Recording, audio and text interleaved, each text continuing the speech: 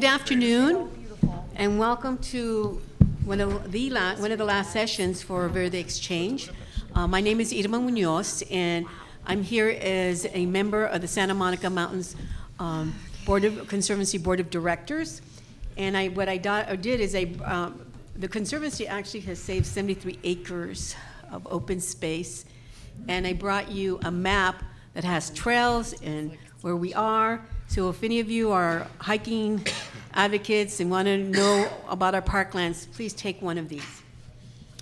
I'm not going to give very long introductions because I think that we have an incredible, talented group of folks on this panel. They have lots of information. I would prefer to hear from them than you hear from me. But to the right of me, we have Councilmember David Rue, and we did a panel 2 years ago here at Verde Xchange, and he's a council member for District 4. Then we have Marissa Christensen, who is the executive director of FOLAR.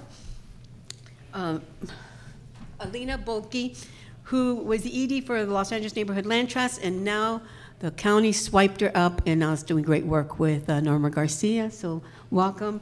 And not last least is Steve Edis, who is also a member of the Santa Monica Mountains Conservancy, and he's here because I asked him to talk about, he works as a longtime aide of the Senate Pro Tem Kevin De Leon, and he's very familiar with funding that is available at the state level and other places. So why don't we get started?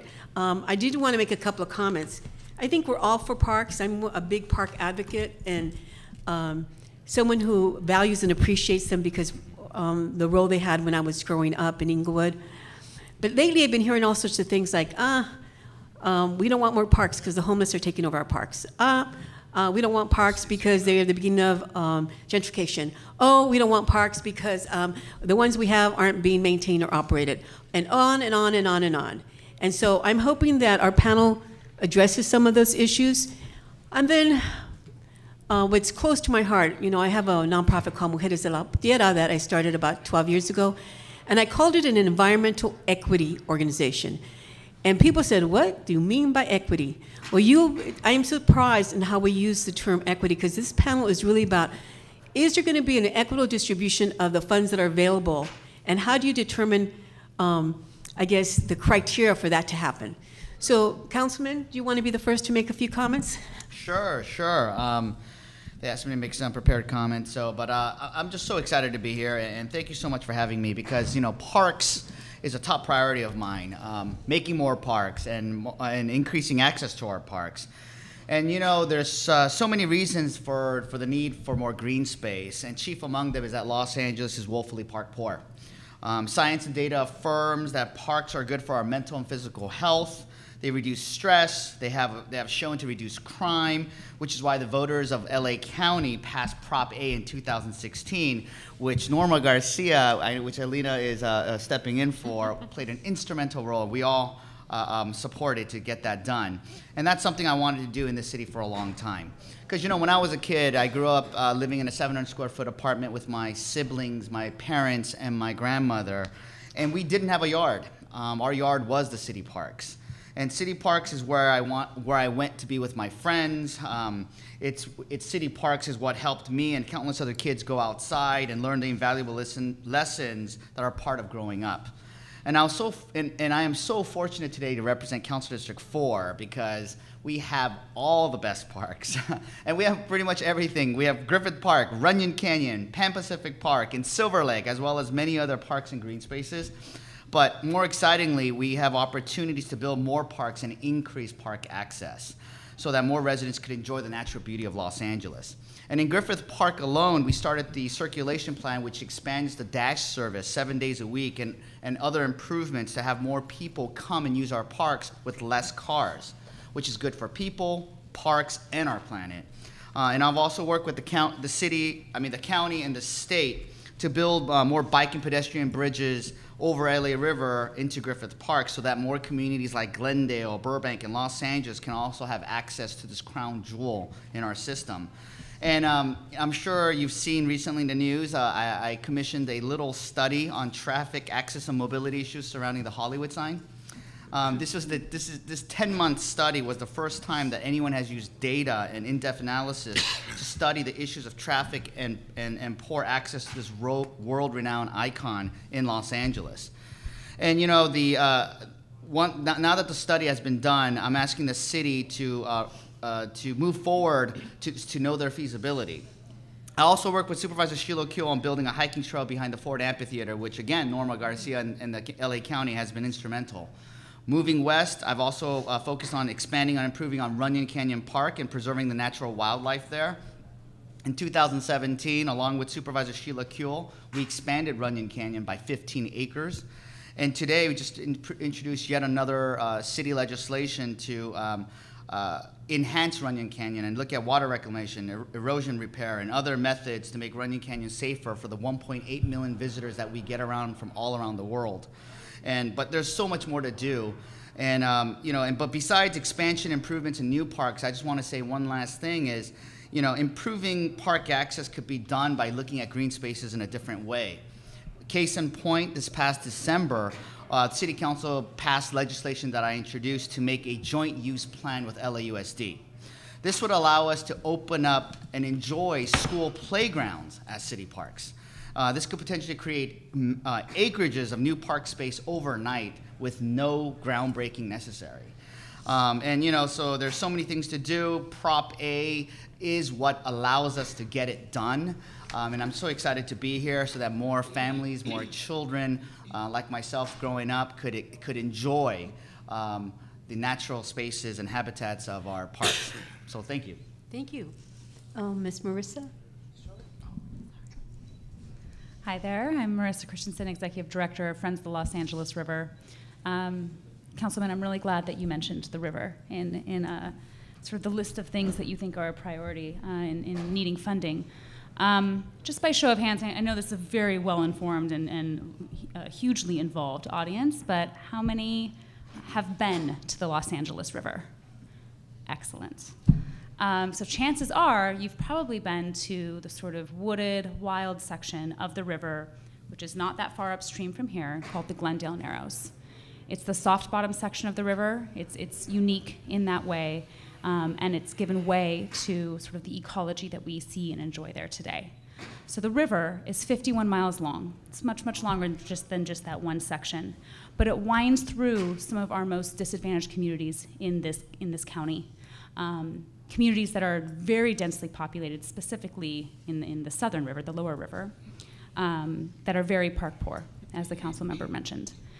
And so we see the river as LA's single biggest opportunity to heal these cultural historical wounds, as well as deal with flood management, as well as sort of repopulate sustainable ecology and provide all of these communities and the region at large with new recreation opportunities.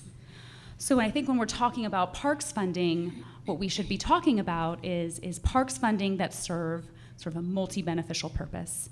And for us, the river is kind of that biggest opportunity. So kind of going back to the Glendale Narrows section, this is the section of the river where you have sort of the most community literacy about the river. This community has been sort of awakened to the river the longest, I would say, because you have a lot of different advocacy groups, ourselves included, that have sort of started their work there. And there's actual projects that are either shovel-ready now or about to be in that section.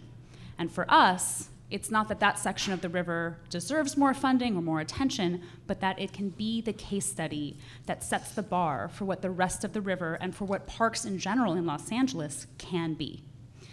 A couple of things just to sort of keep in your minds as you're listening to this conversation.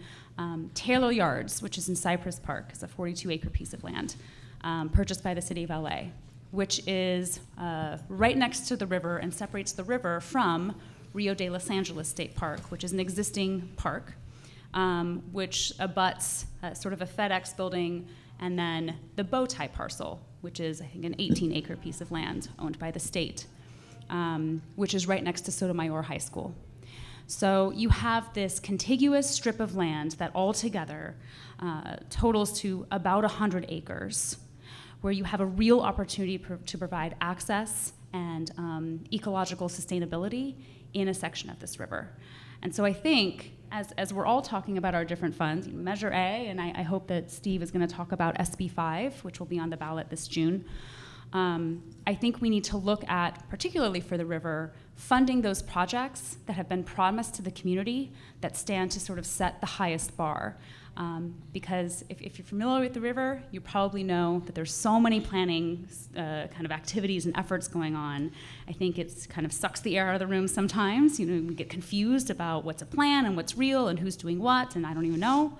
But there are actual projects and actual opportunities that are at our doorstep now. I'll leave it there. Great, thank you so much. Ms. Selena? Hi, everybody. Good afternoon. My name is Alina Bookday. I'm the Deputy Director for County Parks and Recreation, and I oversee our planning and development agency for the department. So I just wanted to maybe talk a few minutes about the work that our department did with many partners, and including the City of Los Angeles and other cities and organizations, to develop the countywide park needs assessment. So how many of you are familiar with the document or the effort? Okay, it is a very informed group, great. So, so as you may recall, the countywide park needs assessment was adopted by the Board of Supervisors in 2016, and shortly after the needs assessment was adopted, the board supported putting Measure A on the ballot for voters, and that passed by 78%, which is a very high number of level of support for a measure for parks and open space. And you know, when we talk about kind of the success for funding measures, one of the things that we saw as kind of key to the success of Measure A was, in fact, the development of the countywide park needs assessment.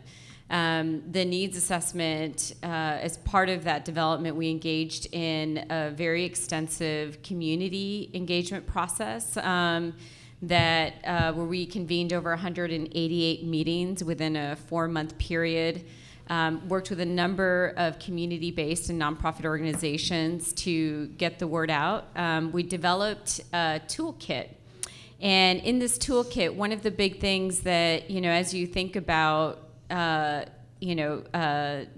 determining priorities for funding, the role of data. And so for us in developing the countywide park needs assessment, data played a very important role in determining where funds, you know, with the passage of Measure A, should be directed. And so we took criteria such as park density, park acreage, access to parks, park condition, as a way to begin to define what we call very high need areas, moderate need, low need, and very low need areas. And so and along with the development of the countywide park needs assessment, the other kind of critical factor which the county was committed to was working with the community and stakeholders to develop a priority project list. So I think you've heard Marissa just talk about the importance of having, you know, concrete projects where investments from public finance can be, you know, captured. And so the exciting part of now that we have Measure A is that we have also a very long list of projects that were determined out of the process for the needs assessment. And so both the process of identifying priorities based on need, but also identifying projects through, again, a fairly extensive process. It wasn't perfect. The community engagement process with the needs assessment wasn't perfect, but it was, I think, a very important effort, and really the first of its kind for Los Angeles County in engaging the community around the bigger conversation of not only around park need, but what are the parks that communities want to see in their neighborhoods. And so with the passage of Measure A, we are currently, the department is working with a steering committee to develop the grant guidelines for Measure A. The first set of funds will be available starting July 1 of this year. That's always the big question that we get is, when can we start accessing funds? And for the first time also for a county funding measure, there was a dedicated fund for additional investment of dollars into high need and very high need areas, and we call that, it was 13% of the funding measure, which was also, again, kind of a very significant step forward. The funding measure does include kind of a per capita distribution back to everyone, so we recognize everyone's contributing, and so we want to have benefit and impact throughout the county. There's a lot of important, open spaces to support, but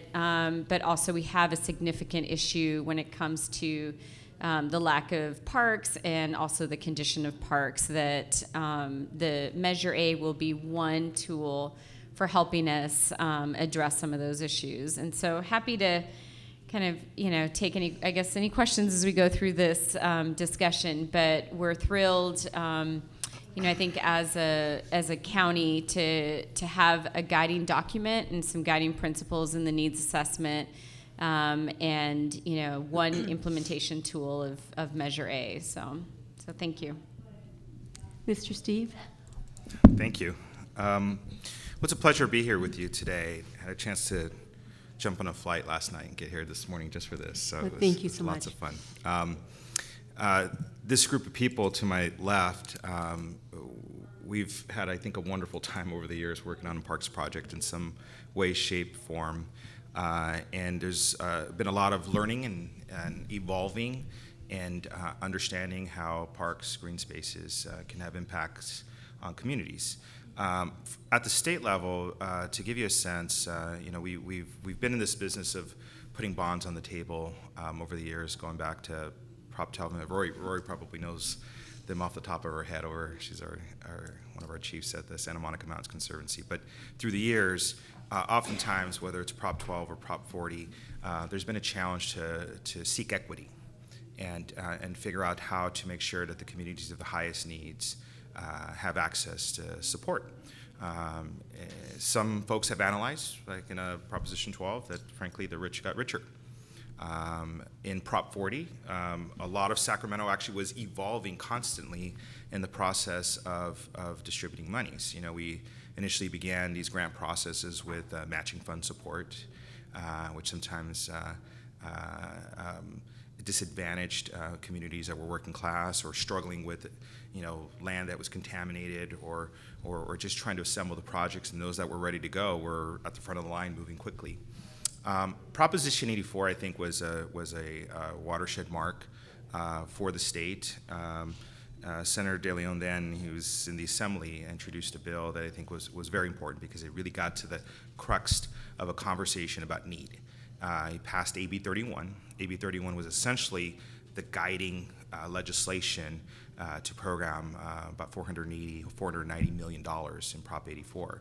And I know several of you here and a few of you in the audience were part of the process where we were sort of working with state parks. State parks is not traditionally the best urban parks entity, but they've learned and they're evolving, and I think Proposition 84 and maybe 31 really pushed the equation to get them to think about it deeply. The standards laid out in AB 31 we found to have great successes. I think, Alina, we were at a park opening, and you look around, you're like, wow, there's a park here in this neighborhood in Hope Park, right? Or Esperanza Park? Faith and Hope Park. Faith and Hope Park. In the Willowbrook community here in Los Angeles. And typically an area that wouldn't have received priority, and they competed extremely well because of the needs laid out by the bill and essentially how the state moved forward with evaluating and equating it. And of course, the nonprofit community got deeply involved with supporting cities and communities that sometimes didn't have that built-in infrastructure. And I think we started seeing up and down the state of California about 150 or so park projects that were developed in communities where you could clearly see the need. Marked difference. Fast forward, this conversation has sort of evolved in a few different ways. We had a few years of being able to allow Prop 84 to run its course, and at the end of its course, the conversation is what's next. What's next became SB 5. SB5, I'm actually happy to announce today that SB5 has a new name, and it's Proposition 68. So Proposition 68, the great thing about it's a park and water bond, and there's a number of features. And whenever you do these things that require 2/3, sometimes there's lots of finagling and working together and trying to make sure that all the state of California has a little something to be proud of because all the voters are contributing to it. But I'm happy to say that there's $725 million that are going to go into essentially an AB 31 style needs approached park funding formula. And so the success we had in Prop 84 and with AB 31 and all those great successes that are there, we hope to replicate on top of that with $725 million. But beyond that, we have a number of line items that go to many communities and many agencies and for many projects. And here locally, I think the Los Angeles River does extremely well. It has many opportunities to be able to improve itself and grow. And that comes on top of the work and the advocacy that we did in Proposition 1, the water bond that allowed close to $100 million to be partly administered by the Santa Monica Mountains Conservancy and partly administered by the Rivers and Mountains Conservancy to try to make a difference in terms of the Los Angeles River with some real tried and true financial support to carry it forward. Prop 68 will add to that effort, create new sources, some competitive grants, but at the same time, like I said, it has at its core this concept of equity and trying to make sure that needs are assessed. I did want to highlight one other area that's it's one of these that evolves for us at the state, and that's last August we signed an extension for cap and trade. Cap and trade that now takes us to essentially 2030. Cap and trade has a number of features. In Los Angeles, we'll see some monies going into try to reduce diesel pollution from trucks on the highway, but there's a pot of $80 million that's looked towards for urban parks. In the past, cap and trade has had some money for urban forestry efforts. So along with the Strategic Growth Council, who had an important award to a couple of projects in Los Angeles yesterday, we're trying to strategically approach how we impact communities and how we help them become sustainable and how we look towards the future and clean energy and healthy communities. And so I think those are very important things that are happening. But the urban parks portion of that money is being developed, and but it is there, and it is something that's been pushed aside. It's one of those things that Senator De Leon felt was very important. That doesn't have the sort of frame of AB 31 like we did for Prop 68, but through many of the ways we agree, I think there's going to be some modifications, but equity is still at the heart of that funding. And of course, in cap and trade, it's a constant conversation about how to take those monies that are essentially paid by polluters and try to get as close to the heart of where the pollution impacts neighborhoods as we can. So always keep an eye, for those that are looking out for monies and trying to piece stuff together, that cap and trade is a component of this big picture conversation with parks funding. Great, thank you. How does the state define equity when it comes to park development? Well, to use the AB 31 standards, and Lena knows it as a practitioner here, a lot of this is understanding the needs of the community, understanding park poverty, how much acreage is accessible to the neighborhood and the community around, and so it's a qualitative and a quantitative analysis, but it's not one that was based on is your project shovel ready right now. You're getting points and criteria based on what kind of park accessibility and availability do you have in your neighborhood, and does the community actually really want that there, and what is their prioritization of needs? Is it walking paths? Is it passive or more active uses? Or is it that's why you've seen the state fund stuff like skate parks, and you've seen sort of some more of this creative approach, and it comes out of a needs assessment as opposed to just is this ready and is the land ready and the dollars and cents are lined up and it's just like a public works project. It's not that. It's a community impact project, and I think the criteria that state parks had to follow created site visits and created a dynamic of seeing what the community actually had to say and what was put in the record of the application. And like I said, Alina could talk. The good thing is, it's a standard that as we pass, and hopefully everybody gets out there and supports Prop 68 and passes the word, that it continues to be a standard, at least in the way you see park funding coming from the state of California. Great. Anybody want to add to the definition of equity?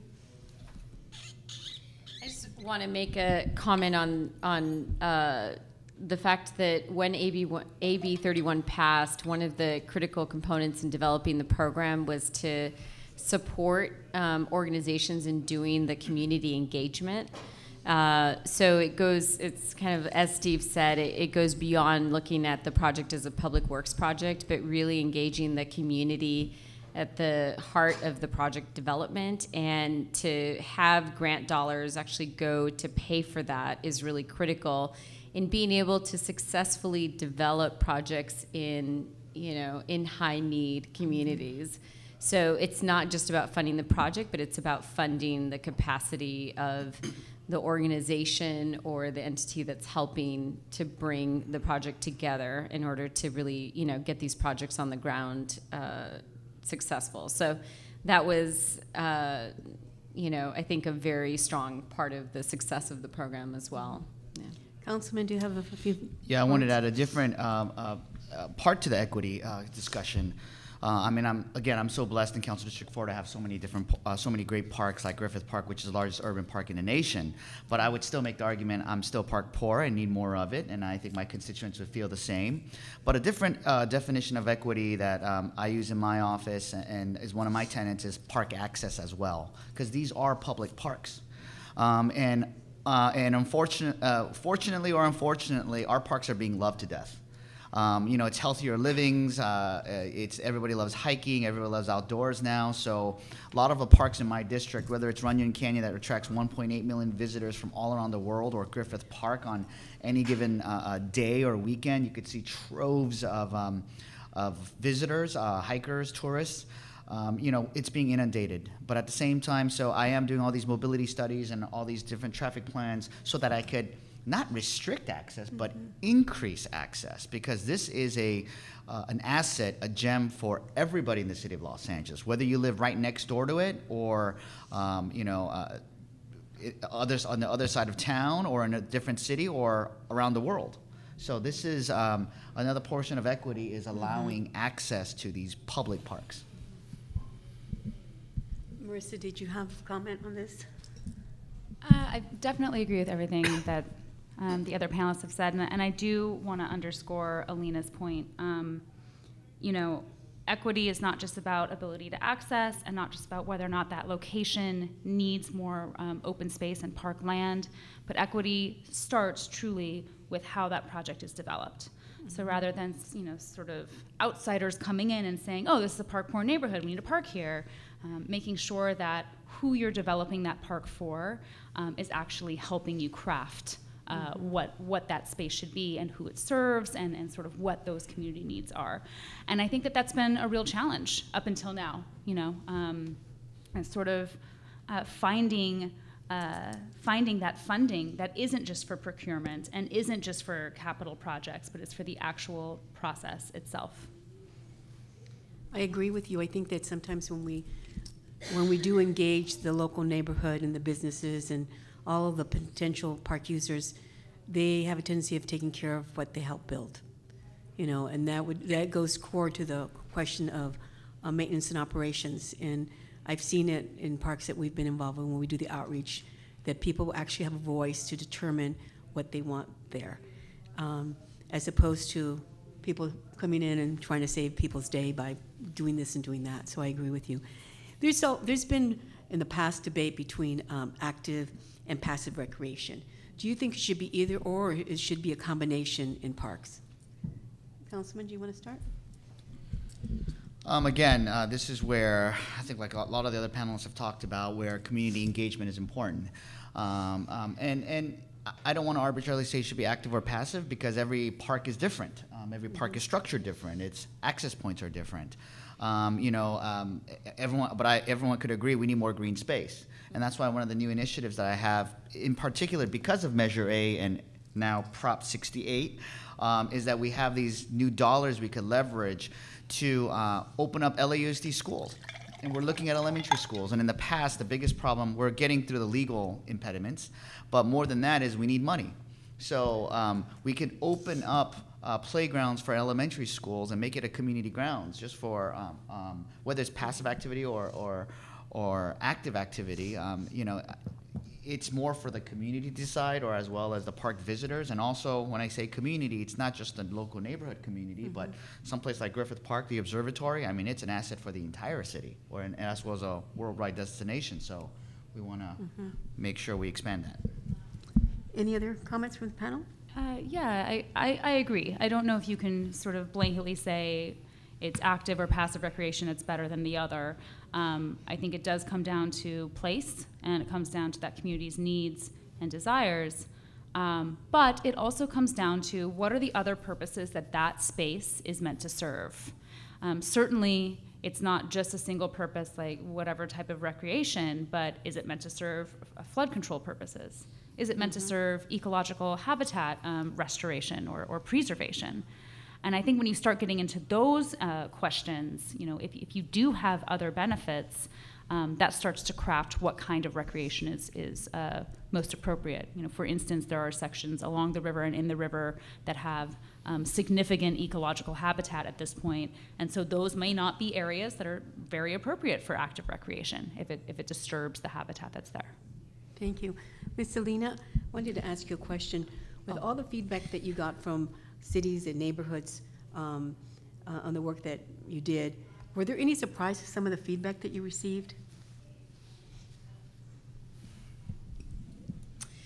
I don't know if there were surprises. I think there was actually a lot of confirmation about what kind of our field staff knew on the ground. I think one of the things that happened during the community engagement process in some communities was that there was, I think for the first time, almost an acknowledgement of a different, let's just say a different user group than maybe had traditionally used a park. So for example, in one of the park needs study areas, at one of the community meetings, there was a huge turnout of a lot of the younger, you know, the youth who wanted to see a skate park built in the community. And I think a lot of the adults in the community were surprised. They didn't know that there was this big desire for a skate park. And so I think what the process allowed for was, to some extent, you know, kind of opening up where, again, kind of folks organized to be able to, you know, lift up maybe a, you know, quote unquote unexpected use that was frankly very supported by people in the room, but not expected. I think if the youth hadn't shown up, I'm not sure that a skate park would have ended up as the #1 project on the list. And I'm happy to say in this community, we're actually going to build a skate park. So I think that there is, so I think that, and I think just to kind of build off of the last discussion on kind of passive and active, I mean, one of the things that we looked at in the countywide park needs assessment was also data about recreation. And so, you know, do we have enough pools in the community, skate parks, tennis? So we looked at both kind of active, we looked at trails, and looked at a variety of type of uses. And one of the tools that we're developing, I think, as a result of the needs assessment is actually to use the demographic data and recreation trends to say, even in the communities where we have parks right now, are we serving the community that lives here? So our programming, so we may have a facility and our programming may be, you know, I don't know, a Zumba class or something, and I don't want to make, you know, stereotypical statements about a particular group, but you know, if there's a very high, you know, senior population and we're not getting seniors in the community, then what are we not doing in terms of programming? So I think that it's also about how we activate space. So it isn't, you know, one of the conversations we're having is on the type of recreation, understanding what the trends are, understanding what the demographic data tells us, and then how are we activating these spaces in a way that, again, kind of reflects the community. And if the data is saying we have a high population of youth, for example, and we're not seeing, youth come to the park, what's going on? And so some of it could be facilities, some of it could be programming. So I think and of course this goes building off of everything that was said in terms of community engagement and looking at the feasibility of the property and all of those things. But I think there's an opportunity to really think about how you can use some of this data to also make sure to kind of, we use the word kind of ground truth, whether or not we're being effective in the population that's living there locally. Great. Any other comments on that subject? No? Let's open it up to the audience. Anybody have questions or comments? Yes, please. And why don't you introduce yourself and stand up so we can really hear you? My name is Diane Berga. I'm with Environmental Defense Fund. My question is, I'm wondering on the community engagement piece, how that worked. Was it a situation where, because of the feasibility analysis, you identified communities that were parked poor and then went to them with, hey, there's this opportunity, is this something your community is interested in? Or was it that the community went to you? And how did you approach the engagement? Was there an education piece attached to it? So I'll try to make this quick, and happy to talk to you after if you want more detail. But the first step in the process in the community engagement was to actually get partners in other cities kind of ready for the 188 meetings that were coming. So the county sponsored, worked with partners to sponsor what we call the Park and Health Equity Workshop. And so we did 3 workshops around the county to talk about why are parks important and what are the connections to some of these other important issues, such as public health, built environment, safety, and then talked about the goals of the needs assessment, and also talked about the community engagement process that was forthcoming. And then in terms of the actual meetings, there was a requirement basically to that there be one meeting held within each study area, and each study area tried to encompass a reasonable, I guess, boundary of a neighborhood. And what the county did was develop these profiles, and the profiles were based on all of the data that I talked about that kind of defined park need, as well as kind of community profiles that looked at more of the demographic data.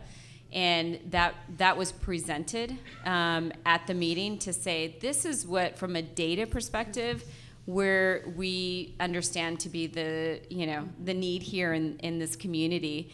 And so part of it was about, is this really, in ground truthing, is this what folks really, kind of see as the case in the neighborhood? And then the process was to identify priority projects. And so that was the community process. Now, the way that, and what we found is a lesson learned, those meetings where we partnered with a community-based organization or a nonprofit organization were the meetings that were most well attended. So where there was a very, strong level of outreach that led up to the meeting, those meetings were successful. I mean, we had meetings where you had as low as 10 people all the way up to 500 people. And so that was one of the lessons learned, is that partnership. On top of the other, along with the community meeting, there was a social media strategy, and then a lot of kind of media in terms of print media, stories, and reaching out to some of the ethnic media as well to get the word out. I think in those meetings, we didn't say there is a measure coming, but we did say that if a measure came and if it was voted on by the county voters, that there would be, that the needs assessment would play a key role in kind of determining priorities and grant guidelines. So there was also, an important link made at that time. Alina, I think that it was a very successful and intense effort, and congratulations to all who put the different pieces. We were a nonprofit that actually went and did the outreach and actually did some meetings. And in Huntington Park, we had a lot of kids, so we did one for just kids. And it was so fascinating. We had this little girl, we gave them Crayolas and paper, and this little girl wrote a 0 and an X, and she put drugs, because her concern was the drugs that was happening in the park. And so I want to encourage you that when you go out and do outreach and engagement, that you bring the children along, because sometimes they have the best ideas, and they're going to be using the park as well. So I want to congratulate the county, because I really think they set the standard for future measures, that the community, when you ask them, will tell you what they want and what they need. So I saw some other hands up. Why don't we start back? Yes. Yvette, and then you. Oh, Mia. I'm sorry, I didn't see you. You're sitting behind someone. Thank you. I have a comment slash question, because I think I know the answer. You probably do. It's really important. The work was great, and it's really important, the outreach. But essentially, we're talking here about a park system.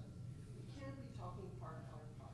LA suffers from balkanization and decision-making by, in sort of smaller, let's say with smaller political attention. And I think that systems include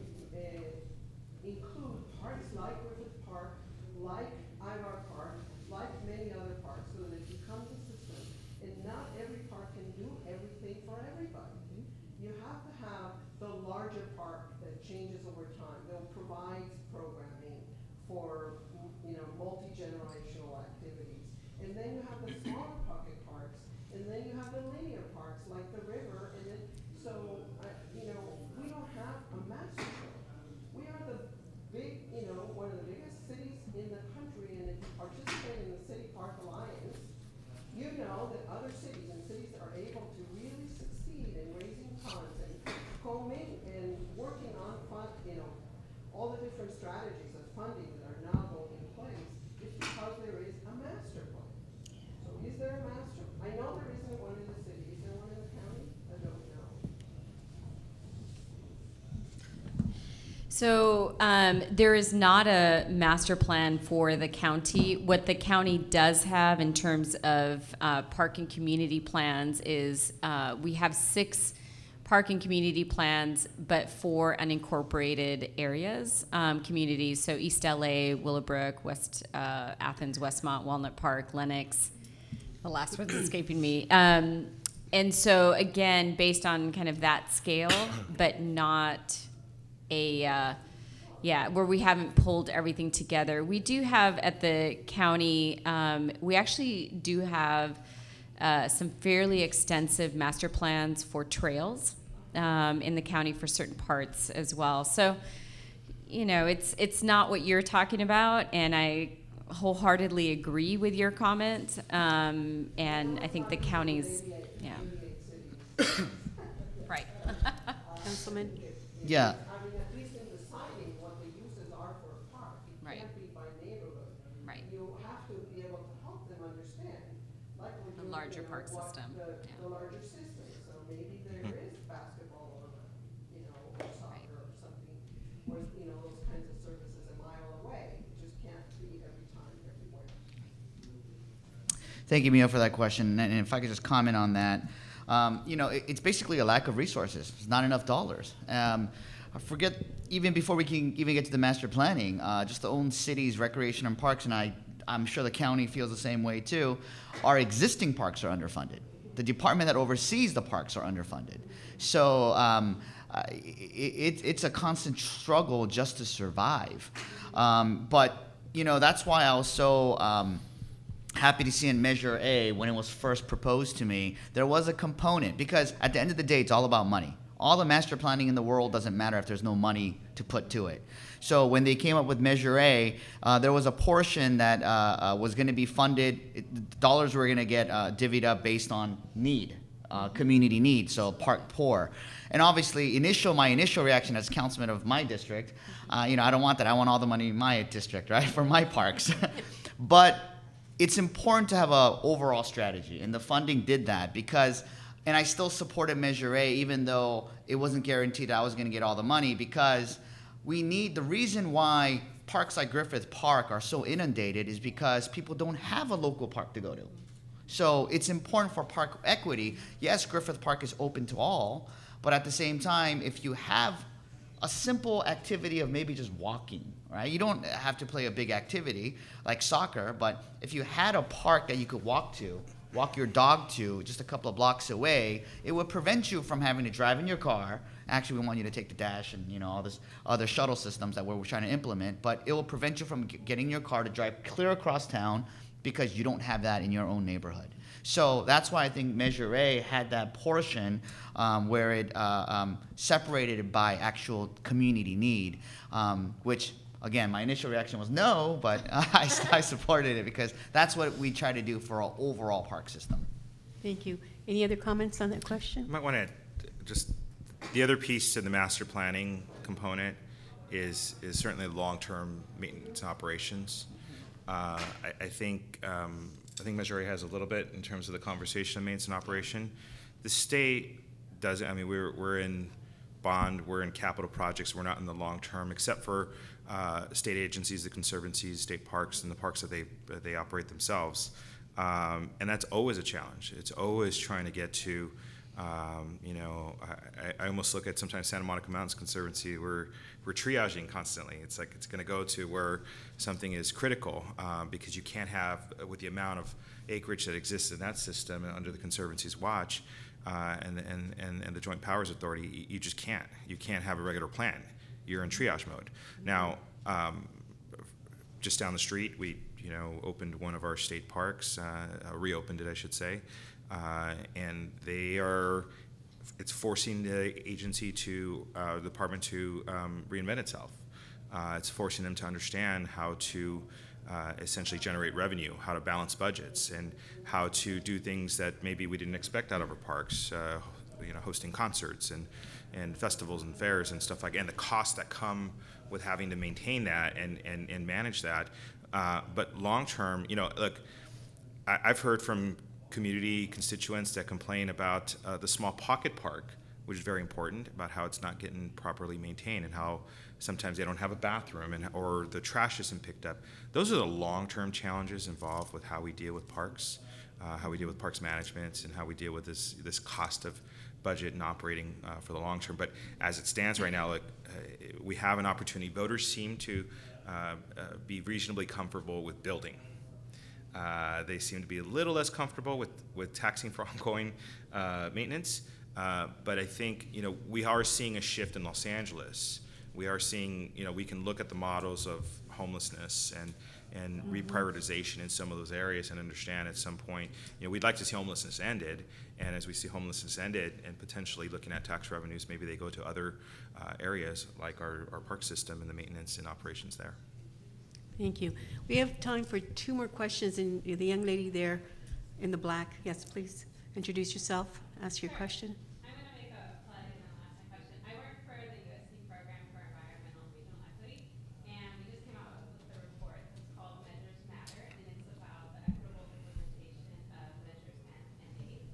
And we did a lot of interviews with stakeholders that you all are probably familiar with, as well as the 10 relevant unions, like the Measure A Implementation Steering Committee. And we talked with different folks, and issues that came up were just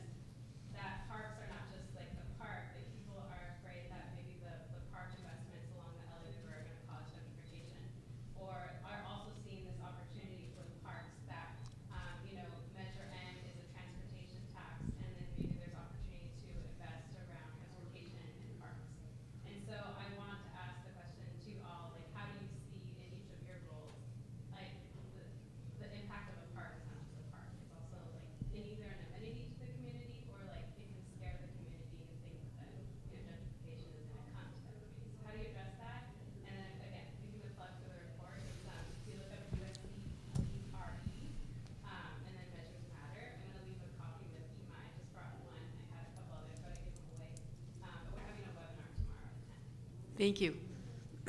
Steve, did you want to start and we come on down though? Sure. Well, I think generally speaking, if we view parks as a value that every neighborhood should have, we should have one within walking distance. We should have regional access. Every neighborhood, regardless of income, should be able to access and have that as its standard.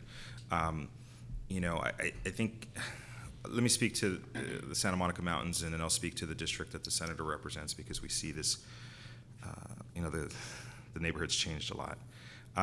Look at the Santa Monica Mountains Conservancy. It's a constant fight. I mean, we want to be able to ensure that the community has access to the mountains, has access to the beaches, and sometimes to create access, you need to incorporate parking, and you need to incorporate development along transport and have transportation corridors that go to those spaces. I can't tell you how positively impacted our neighborhood is because there's a line that gets to the beach now. And for those of us that grew up in Los Angeles, going to the beach sometimes when you're on the east side was happened in rare instances, and when it was an amazing experience, even though you're 20 minutes away on the freeway or 30 minutes away on the freeway. So, but when we have iconic spaces and we have spaces that people want to share, in terms of the agencies, we have to be able to create the infrastructure and invest in the infrastructure. I know just recently at one of our meetings, we even had a conversation about bilingual signage, to let people know they feel welcome, and I know our chair over there on the other end championed that. That's important to understand and to deal with the issues of equity, to make sure that people know that parks are public and they're for everyone. In the neighborhood experience, look, we have our day office in Echo Park Boulevard, and when I was a kid growing up, Echo Park was very different than it is today. I could still find tacos there, but they're green tacos now, and not to say that it isn't a great experience, but it's expensive. The city in general has become quite expensive. Housing affordability across the table is expensive. The issue of equity and gentrification is as much a conversation about housing affordability and accessibility to all the assets that belong to the public. But I think it's our role and responsibility as people who work in the public sector to ensure that everybody feels welcome, that we go out of our way to keep the doors of access wide open. But some of those, at the state level, we have sort of less of a role of doing specific land use planning, but we set out general parameters and criteria. But I think, as a fundamental right, having access, creating connectivity and building the infrastructure around to make sure that it's included, I think is at bare bottom minimums for the conversation. The depth of other things, I mean, I know, and David's my council member, but in the neighborhoods around us, we're challenged with parking, we're challenged with cost and affordability. You wonder if we keep going in this way, would my kids be even able to live in the neighborhoods that I live in now? And those are real concerns that people have across the board. But when it comes to race and ethnicity too, some folks are not feeling welcome. They're getting pushed into other areas.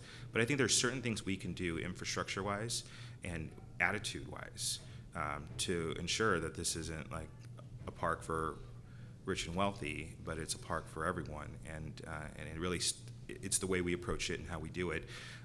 Besides, there's also the people that work the parks, the rangers, the security officers, the park attendants. They have a role, they have a responsibility to ensure that the services we provide connect to the working class folks. And in some places could be somebody that would be able to speak Korean, and some places maybe places somebody speaks Spanish well, or Armenian, or Tagalog, or whatever it is. We got to understand we have to be culturally sensitive in the service, the front line of the service providing too. And those are all conversations I think people are sensitive here. I think we have good people that are elected and appointed to do these kinds of things, but it's a continuing dialogue, and I think it's the continuing pressure placed on the public to be responsive that'll really get us to continue to go in a better direction. Thank you. We have about 3 minutes left, so I'm going to ask the panel to say their last few words. And I'm sorry we didn't have more time for questions because I'm sure this is a very interesting topic. So why don't we start with you, Councilman? Sure, and you know, actually, for my last words, I'll answer the question that was asked because that's the difficulty. It's not just gentrification, but this is why everyone's talking about community input is so important, because depending on what community you're in, there's different aspects of it.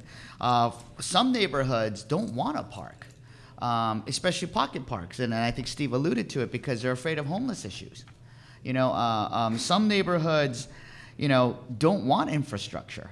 And that's why I get paid the big bucks, right, to make these hard decisions. And I joked around earlier about, I did this little study about the Hollywood sign, and I got to tell you, every idea that is generated, there is, for every person who supports an idea, there's another person who opposes that idea.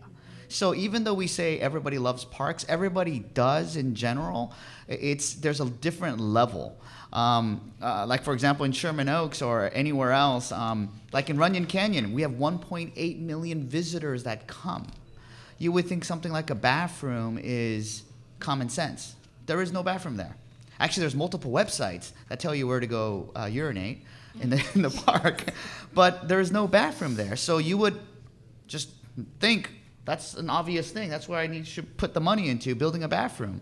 But the neighbors there don't want to build a bathroom, because half the people want it because they're saying they're urinating and defecating on my lawn, so please build a bathroom. But the other half is, if you build a bathroom, more people are going to come, so don't build it. Or a parking lot, or any other facility. So these are the struggles that I face with every day. The Hollywood sign, it is, those streets up there, if you've ever been there, are narrow. And I am very cognizant of public safety issues. I'm very cognizant of, you know, neighbors being inundated. But at the same time, it is a public street. It is a public park. It's the Hollywood sign.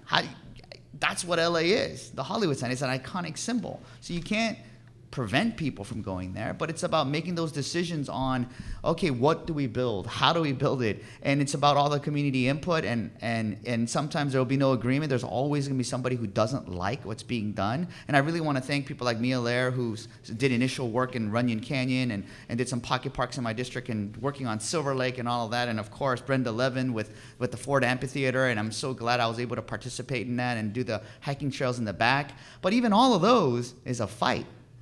And but there's no simple answer on how do you make these decisions, or gentrification is just one of the many problems.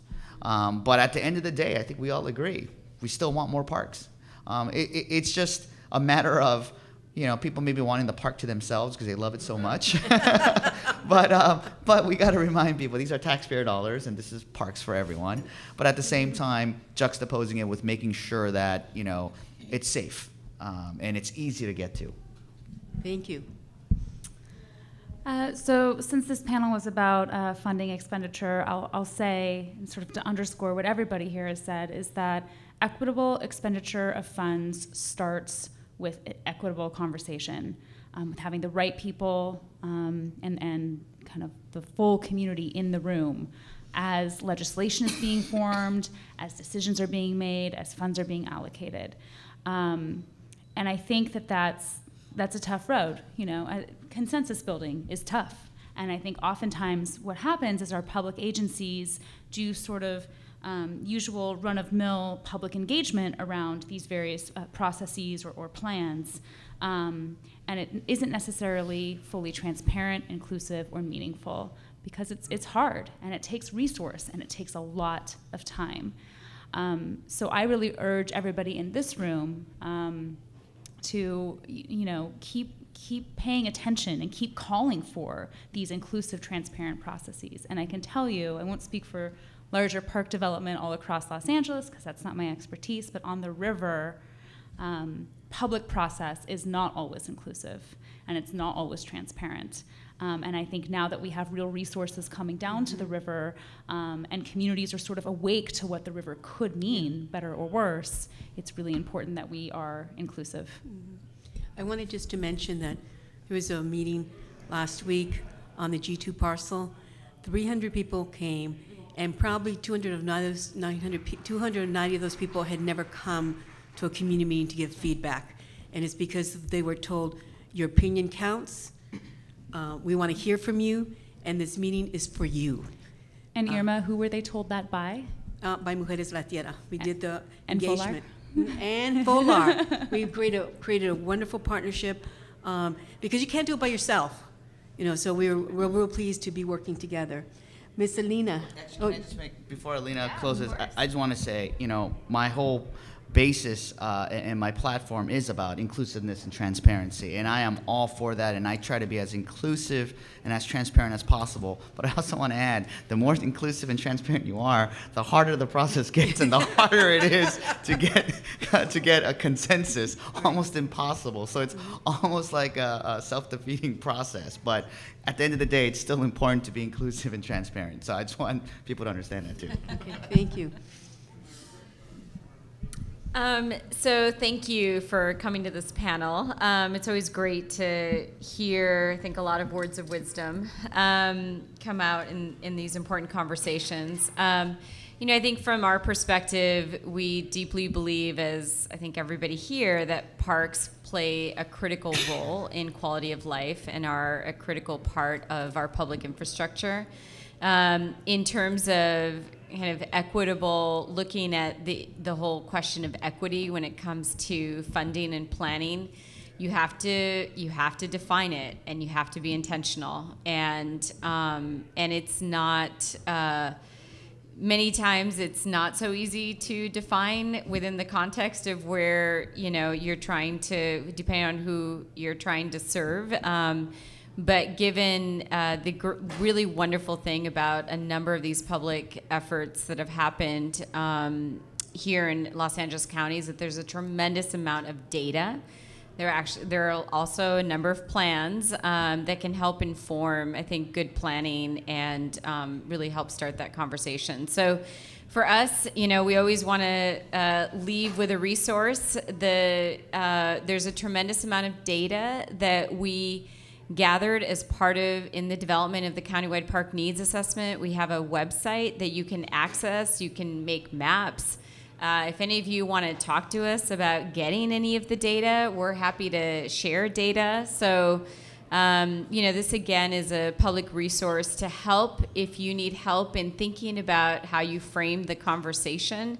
You know, again, look at us for that as a resource. So we want to be able to share, I think, a lot of the great work that came out of the needs assessment. But I think along with attending meetings, I think it's just important to pay attention to what's getting developed, what's getting created, and then clearly, you know, get behind it and support it. We now have a campaign coming up for Proposition 68 that if you believe in that, get involved. So, but again, I think, you know, in all my years of doing this work, it really does matter. Definition really matters, definition and process. So Thank you. thank you. Last comment? Last comment. Wanted to speak to Prop 68. June comes up quicker than you can imagine. To run a statewide campaign is incredibly expensive. And so for as much as the effort that took place in Los Angeles was fantastic, and there was a piece of the Los Angeles campaign that needs to be replicated, not just necessarily the money side, but it's that grassroots, social media, voice connect. I mean, everybody was tweeting and posting and writing op-eds and engaging community. You know, the same kind of effort needs to take place for Prop 68. And I'll tell you one thing about Prop 68. To get any of those propositions on the ballot required 2/3 support of the legislature. So, you know, in 2/3, sometimes things are imperfect. David is absolutely right. It's hard to build consensus. But when you get there and the majority of what's there is fantastic, you know, you got to run with it, and you got to do the best to get it approved. I will say that if Prop 68 doesn't pass, I have, you know, it's going to be a whole new legislature, a whole new governor. You have no idea what it's going to look like. You have no idea if the core of it will be equity, and you have no idea if you're going to get this. So I think it's a really fantastic opportunity in June to jump on this one as one of the great opportunities to get to put another injection into park funding. And that's incredibly important. But like from my office and from all the state agencies, anybody can break down as to what's in the project exactly. But all you really got to do is look around the 150 parks out of AB 31. We're seeking to double that. in Prop 68, and look at some of the fantastic things that we've seen with the LA River and in the water bond. That's Prop 1. We got examples right in front of us that we can say that we're doubling up on and we're doubling down on in terms of great benefits. So take it upon yourselves to be campaign advocates. And what's the word? Mavens that carry the message far and wide to have a positive impact on this. So, Great. Let's give the wonderful panel a round of applause.